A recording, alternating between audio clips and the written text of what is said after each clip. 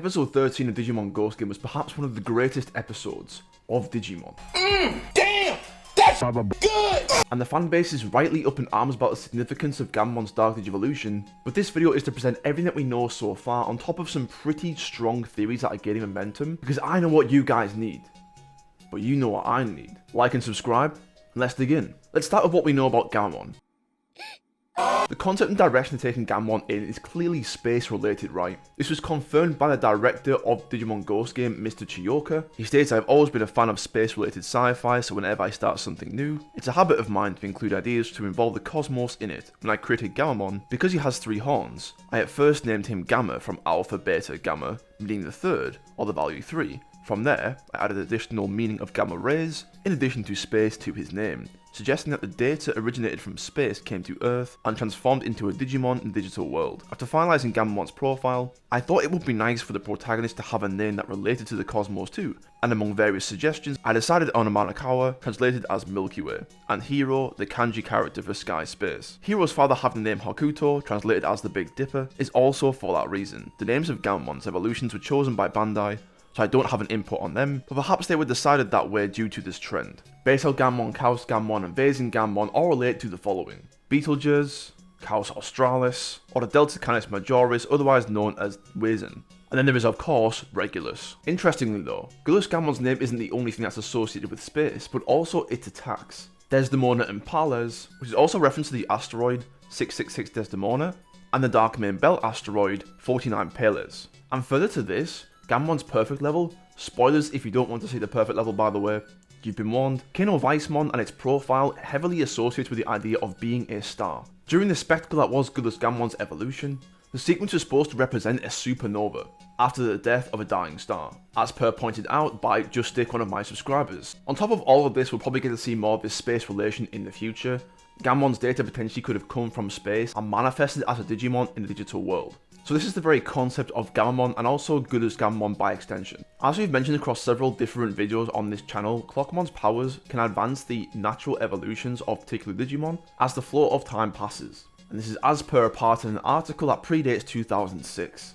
We've seen on both occasions with Clockmon and the attack Chrono Breaker, which accelerates time, that Gulus Gammon was provoked twice before his debut in episode 13, proving that not only is Gulus Gammon the natural evolution line, should he be allowed to age over time, but also the RGB champion levels, Betel Gammon, Vazen Gammon, Chaos Gammon, are all variations. They are alternative forms and non-usual, because of Hiro's connection to Gammamon. And with Gulus Gammon being the natural evolution of Gammamon, this might explain why it has so much more overall prowess than the other forms, in terms of combat, abilities, flight, raw power, all ever present in episode 13. Clear as day for everyone to see. But for the theories, all the theories, I think what was most obvious from episode 13 and what everyone was talking about was the personality of Gulus Gammon. And I mean, not just a personality, a striking personality. One that is very discernible from Gammamon and the other forms. It is arguably a completely different entity from Gammamon, whilst also being one of the same. And as per Gulus's profile, it is the result of an evil heart that lies deep within Gammamon. And I think they mean this literally, since the evil heart in question is actually attached to Gulus Gammon's body, protruding from it. And as many of you suspect already, this is probably the very thing that Hakuto, Hiro's father, paired Gammamon to Hiro for, to avoid such a Digimon from rising to the surface because of Hiro's good nature, or maybe considering the pattern of Talk no Jutsu, plus the connection that Gulus Gammon still clearly has with Hiro. Hiro might convince Gulus that violence and to eat or be eaten is not the correct mindset. This will be most likely what comes out of all the repetition of diplomacy of the weeks gone by with all the different Digimon antagonists of the week. And this is heavily implied because Gulus Gammon insists on a very violent methodology, reasonable as it may be in that moment with Sealsdramon, but this aggression will obviously cause problems later on. Heck, even Gulus Gammon was surprised that Sealsdramon was killing for fun and numbers. But my personal take as per the episode 13 review is that Gulus Gammon is the product of what I call Ghostfreak Syndrome.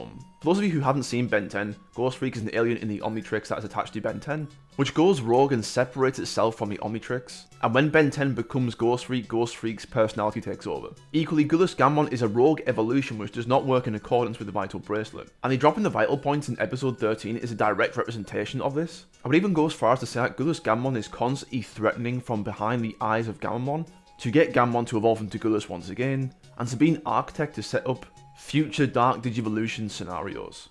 Gulus Gammamon is the internal dark voice which directly contrasts and is a complete dichotomy to Hero's external conscientiousness, which tries to keep Gammamon from straying away down that path.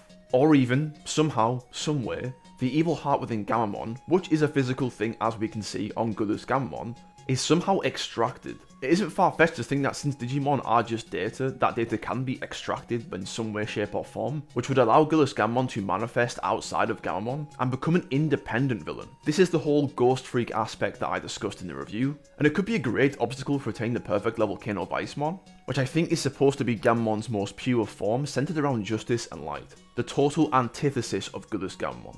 But the part I mentioned about Gulus Gammamon constantly threatening from behind the eyes of Gammamon, I mean very seriously. And I think it's almost proven by the dialogue and script from episode 13. If you take into consideration everything that Gulus Gammamon says in episode 13, he speaks to Hero like he has always been around. For all these altercations that Heroes ever have with Digimon, Gulus Gammamon is trying to prove a point about eating or being eaten without having ever been there in the first place. He wasn't there for the conversations and he wasn't there for the resolutions, so what point is he trying to prove? How is this possible? Well, from trying to pry and outline the motivations of Sealstramon as to why he was assassinating Digimon, proving that he is just pure evil and can't be reasoned with, on top of the fact that he was forcefully trying to get Hero to resonate with his feelings, scoffing to himself and saying have it your way, immediately after this Gulus Gammamon trying to leave, mentioning that despite their time together it doesn't mean that they're friends. Gulus Gammamon was watching everything from the very beginning. This is not Gulus Gammamon's debut, physically. Gulus Gammamon has always been there, watching, judging. The title of episode 13, The Executioner,